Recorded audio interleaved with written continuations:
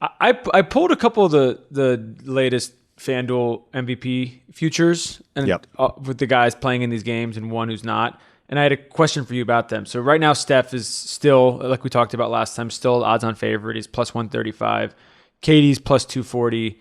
Giannis is plus 950. And Jokic is plus 1,400. And then everybody, there's a sort of a steep drop-off from there. My question was about KD in particular. And this particular category, because I was thinking about the game the other night, last Tuesday, when he was basically playing with four guys who were, borderline NBA players, because the rest of the team was out, and he wins.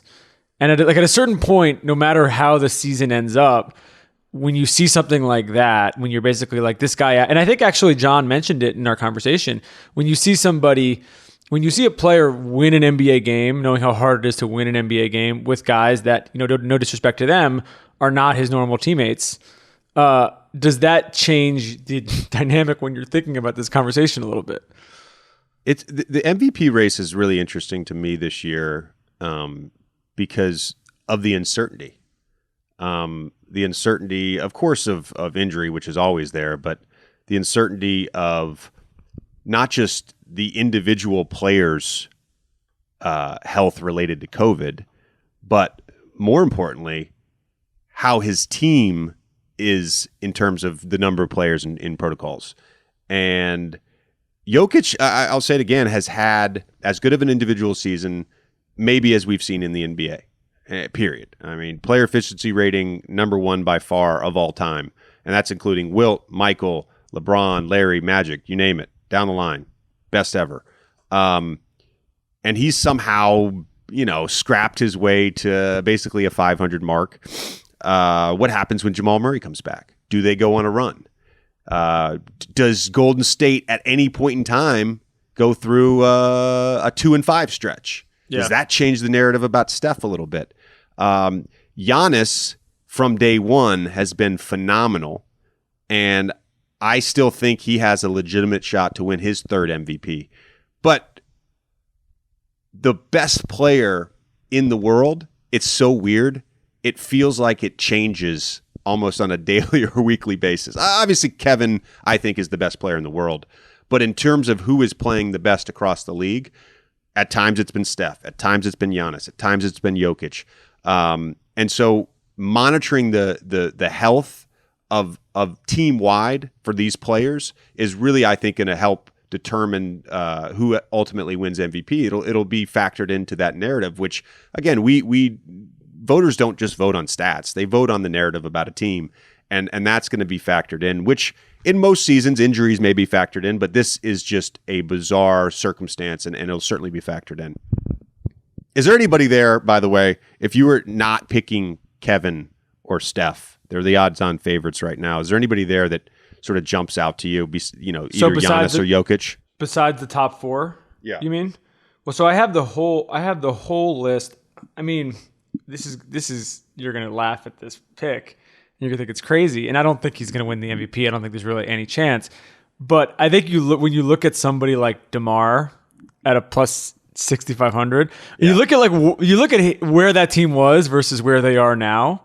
And obviously, they got Lonzo, they got Caruso, they've made a couple of other additions. But I think if you're making this choice based on just straight up team value, and this was in addition to a team that was not in the play-in game last year and is now, depending on their health, could compete for a 1 or 2 seed. They're the 2 seed right now. I think he has to be in the conversation. I would have him in the conversation more than, a guy like Luka right now, as talented as Luka is. And Luka's much higher, just based off of team success. Like that to me is more important than, like who wins if the two of them are playing 1-on-1. Right.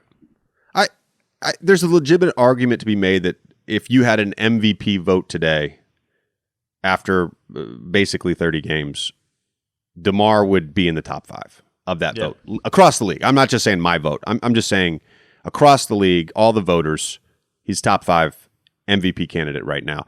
The other guy, of course, that has been mentioned a lot, and I don't know what his odds are on FanDuel, but Chris Paul, of course, is getting a lot of love in MVP talk. Not necessarily as a favorite, but certainly as a top 5 candidate. He's a good sleeper pick. I was going to ask you about him because he's plus 6,500 right now.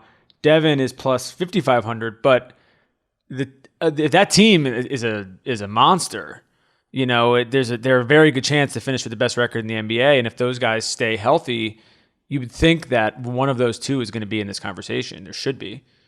No doubt. And the other point about both those teams, I think they're the two most fun teams to watch.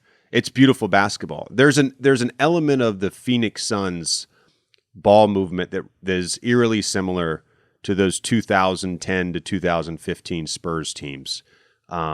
There's just it's downhill to an attack, to a swing, to an attack, to a swing, open Cam Johnson 3. And they have the shooting and the spacing and the philosophy that creates just beautiful basketball plays. Tommy, I know on FanDuel as well, you can bet on all the Christmas Day games. Obviously, we don't have the spreads yet, and given the uncertainty about the lineups, those may change in real time. But if you want to sign up for FanDuel, use promo code JJ. Download the app. You can go to sportsbook.fanduel.com as well. You got to be 21 or over. Age and location restrictions apply, and you can see the full terms again at sportsbook.fanduel.com.